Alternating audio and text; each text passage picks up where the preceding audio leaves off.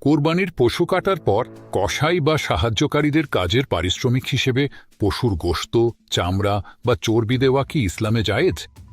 আমাদের অনেকের মাঝেই এই ভুল অভ্যাসটি দেখা যায়।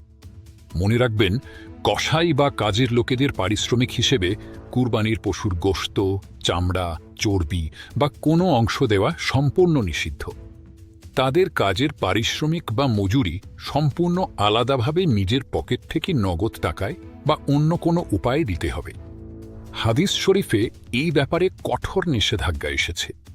তবে হ্যাঁ, আপনি যদি কসাইকে তার কাজের ন্যায্য ও সম্পূর্ণ পারিশ্রমিক নগদ টাকায় বা স্বাভাবিক উপায়ে পরিশোধ করে দেন, এরপর সাধারণ মানুষ বা গরিব হিসেবে কাকে কুরবানির গোশত উপহার বা সদকা হিসেবে দেন, তবে তা সম্পূর্ণ জায়েজ হবে। ইসলামের এই গুরুত্বপূর্ণ বিধানটি আমাদের জানা এবং মেনে চলা অত্যন্ত জরুরি। তথ্যটি শেয়ার করে সবাইকে সচেতন করুন।